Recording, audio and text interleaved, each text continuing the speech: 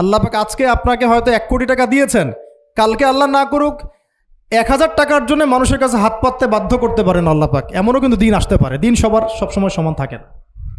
আজকে আপনার কাছে 1 কোটি টাকা আছে, কিছু মনে হচ্ছে না। কালকে কে জানে, আল্লাহ না করুক, যে 1000 টাকা কারো কাছে চাইতে হচ্ছে, 1000 টাকার জন্য ঠেকে গেছেন, হতে পারে না? তো রিজিককে মানুষ তাজিম না করলে রিজিক দূরে চলে যায়। দুটো বিষয় খেয়াল রাখবেন, দুটো বিষয়। এক হচ্ছে মাঝে মাঝে মনের মধ্যে কিছু আমল করার ইচ্ছা আসে না? মনে হলো যে আচ্ছা একটু 10টা আয়াত পড়ি, মনে আসে না মাঝে মাঝে? এমন মনে হয় না? ওই সময় এই যে মনের মধ্যে যে এই ইরাদাটা জাগ্রত হওয়া, এটাকে আমরা বলি ওয়ারিদ। অন্য ভাষায় আপনি বলতে পারেন মেহমান। কি বলতে পারেন? এটা আল্লাহর পক্ষ থেকে আপনার কলবের মধ্যে মেহমান হিসেবে এসেছে। এখন আপনি যদি আমলটা করেন, সেই মেহমান বারবার আপনার কলবে আসবে।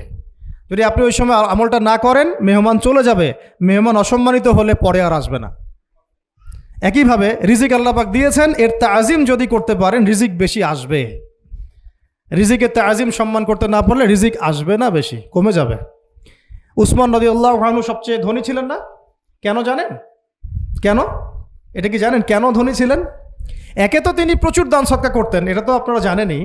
আরেকটা জিনিস অনেকে জানে না, তিনি উটের পিঠে বসেছিলেন, কিছু একটা খাচ্ছিলেন, এই 2-1টা দানা পড়ে গেছে নিচে। উটের পিঠ থেকে নেমেছেন, নেমে সেই দানা উঠিয়েছেন, পরিষ্কার করেছেন, ধুয়েছেন, আবার খেয়েছেন।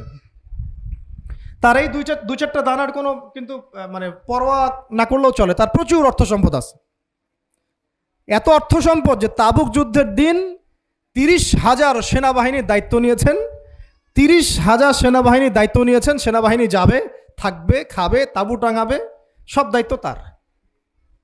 30,000 সেনাবাহিনীর দায়িত্ব নেওয়া কি চারটাখানি কথা? তো এই সাহাবী এই কয়েকটা খাবারের দানা উঠিয়ে খেলেন। নবী সাল্লাল্লাহু আলাইহি ওয়াসাল্লাম বলেছিলেন যে তোমাকে আল্লাহ পাক রিজিক বাড়িয়ে দিবেন না কেন? তুমি রিজিকের যে তাজিম, যে সম্মান তুমি করো, এর বদৌলতে আল্লাহ পাক তোমাকে বেহিসাব রিজিক দিবেন।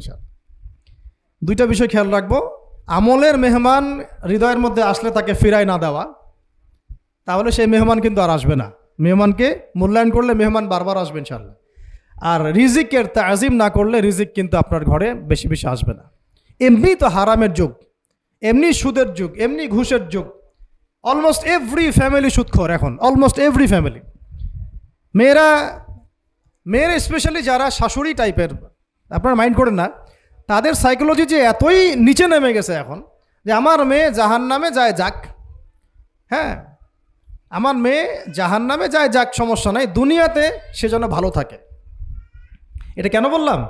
একটা সুদখোরের ঘরে তুলে দিতে সে দ্বিধাবোধ করতেছে না, একটা দুর্নীতিবাজের ঘরে তুলে দিতে দ্বিধাবোধ করতেছে না, একটা ঘুষখোরের ঘরে তুলতে দ্বিধাবোধ করতেছে না, হ্যাঁ একটা মানে কি বলবো মাদক সেবী, ড্রাগ অ্যাডিক্টেড, বা এই যে আর কি বলবো ফাসেক জালেম, এই ধরনের ঘরে উঠাই দিতেও সে দ্বিধাবোধ করছে না। 5তলা বাড়ি চাই আমার, আমার মেয়ে 5তলা বাড়ি থেকে সুখে থাকবে। এই যে সুখের ডেফিনেশন এখানে দিয়েছেন আপনারা। এই জন্য কত হাজার হাজার মেয়ের জীবন নষ্ট করে দিয়েছেন আপনারা।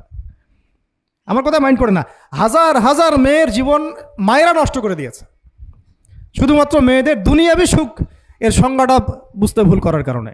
এর নাম যদি সুখী হইতো, তাহলে অমুসলিমরা সুখী না কেন? পশ্চিমারা সুখী না কেন?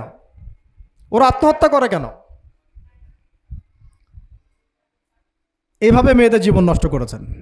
অথচ অল্প যদি হালাল রিজিকও হতো, আল্লাহ পাক তাকে বরকত দিতেন, সুখে থাকতো। তা আল্লাহ পাক আপনাদেরকে রিজিকের মূল্য বোঝার, তাজিম করার তৌফিক দান করেন, আমিন। তো অনেক ভিতরে ভিতরে চলে যাচ্ছে আমি, সময় আমাদের হাতে আরও শর্ট হয়ে আসতেছে। তো এখানে একটা কথা বলে দিব যে